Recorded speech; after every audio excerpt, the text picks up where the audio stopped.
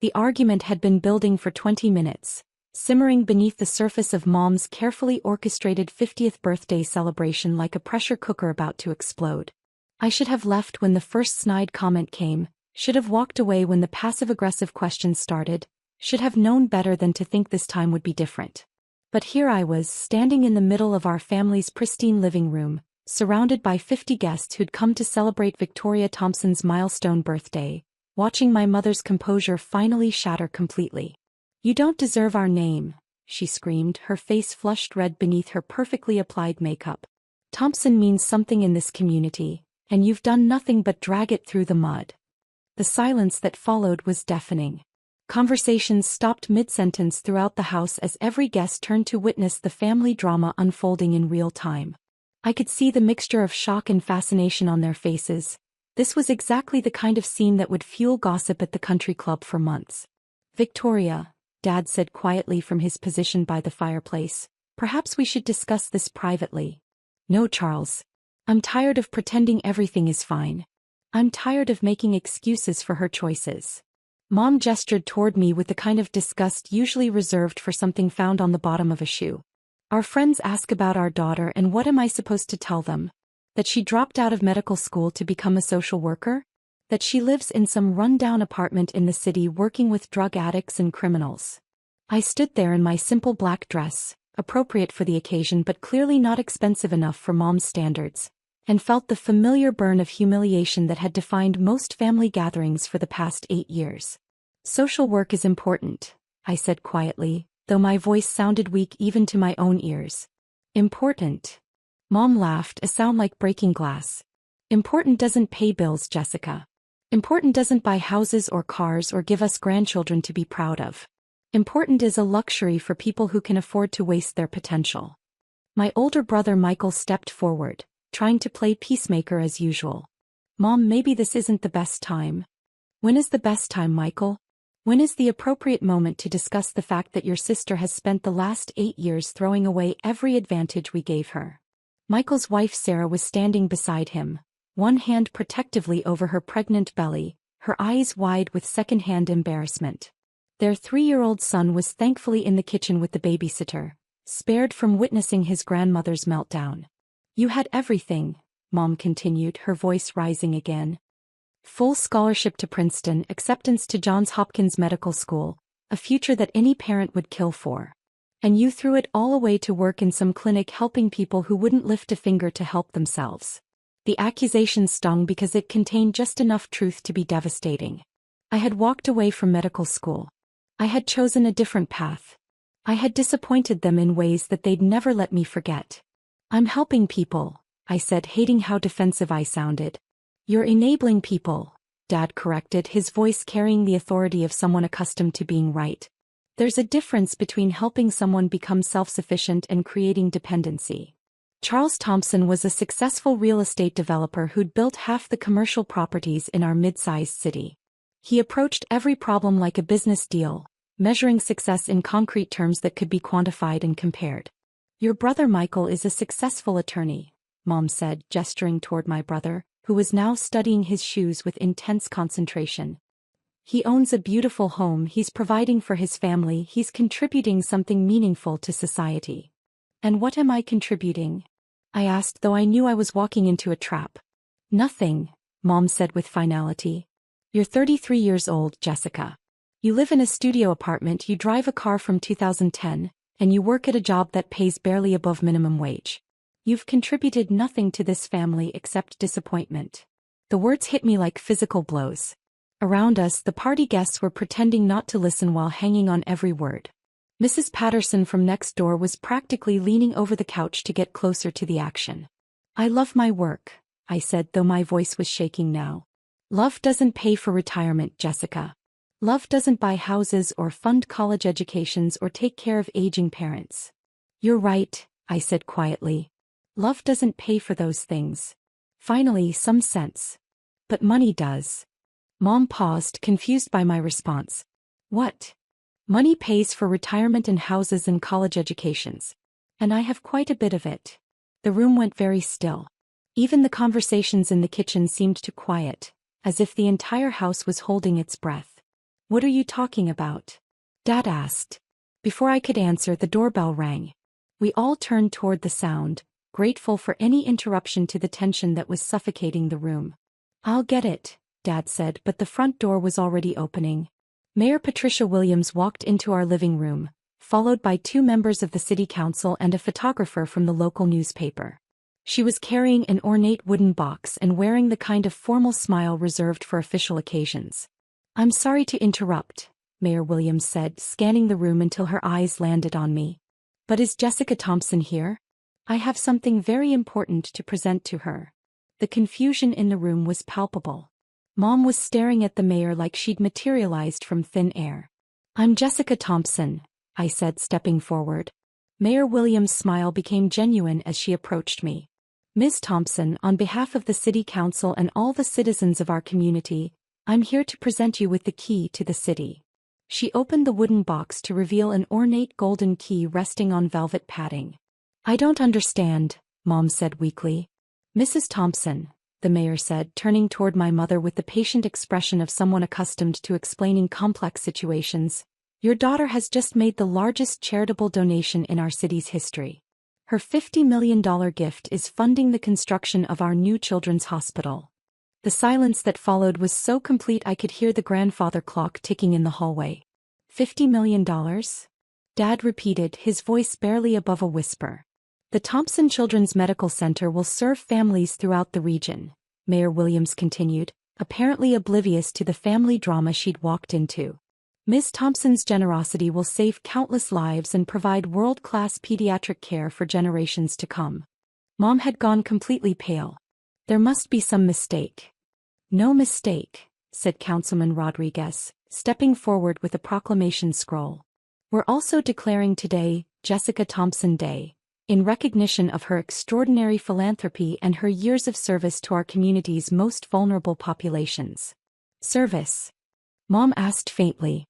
Ms. Thompson founded the Hope Recovery Center 8 years ago, Mayor Williams explained.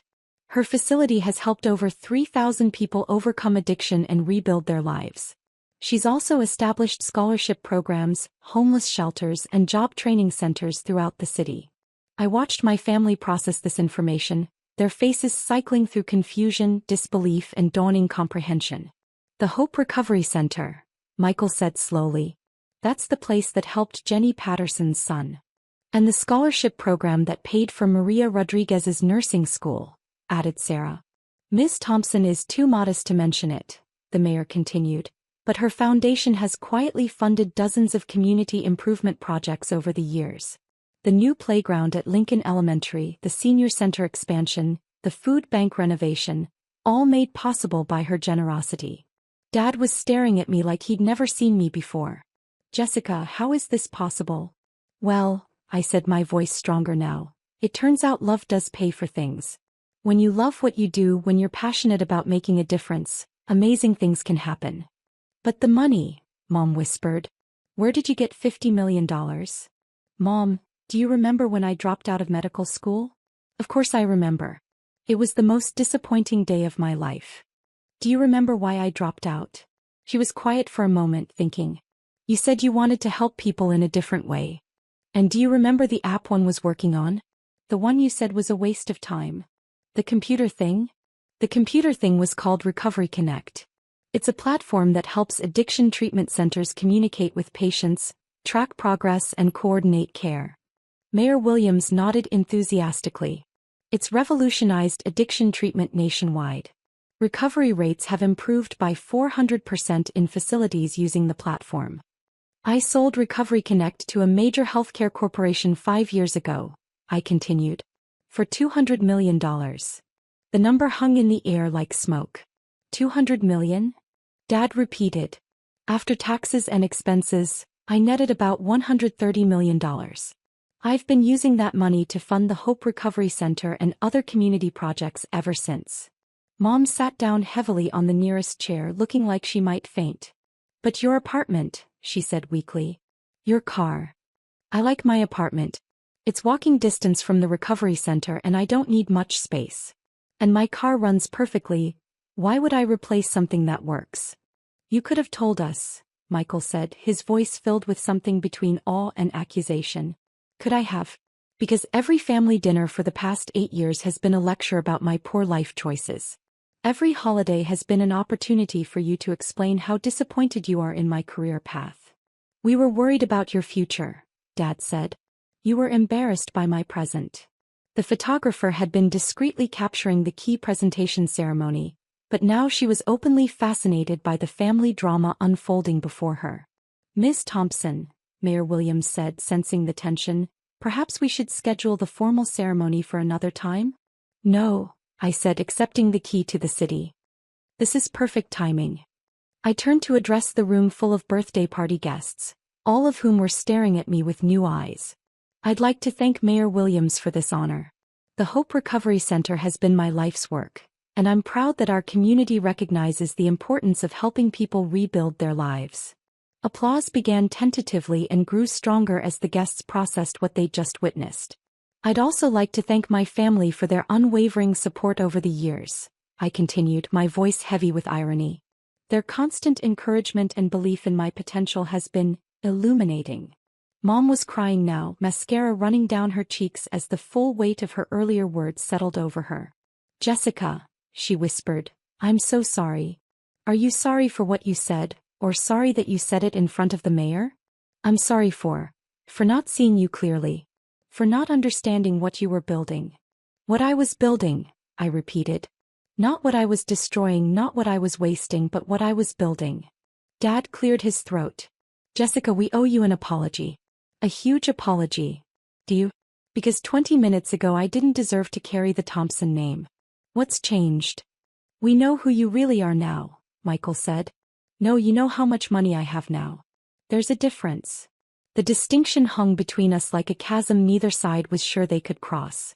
Mayor Williams was looking increasingly uncomfortable with the family therapy session she'd inadvertently interrupted.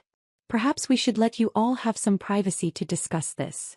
Actually, I said, I think this is the perfect time for transparency. I addressed the room again, making sure every guest could hear me clearly. 8 years ago, I left medical school to develop technology that could help people overcome addiction. My family saw this as a failure, a waste of my potential, a source of embarrassment. The guests were listening with rapt attention now. I spent those 8 years building something I believed in, something that could make a real difference in people's lives. I lived modestly, worked constantly, and poured everything I had into this mission. I paused, looking around the room at faces I'd known since childhood. During that time, my family never once asked about my work with genuine curiosity. They never inquired about my goals, my progress, or my vision for the future. They saw only what I wasn't doing, wasn't practicing medicine, wasn't making enough money, wasn't living up to their expectations. Mom was sobbing quietly now, but I couldn't stop. Today, you learned that their disappointment daughter has donated $50 million to build a children's hospital. But that's not the important part. The important part is that I've spent 8 years helping over 3,000 people rebuild their lives. Jessica. Dad started, but I held up my hand. The important part is that I've proven you can be successful while staying true to your values. The important part is that I've built something meaningful that will outlive me.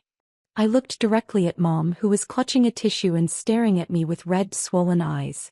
The important part is that I deserve to carry the Thompson name not because of my bank account but because of my character. The room was completely silent except for the sound of Mom crying.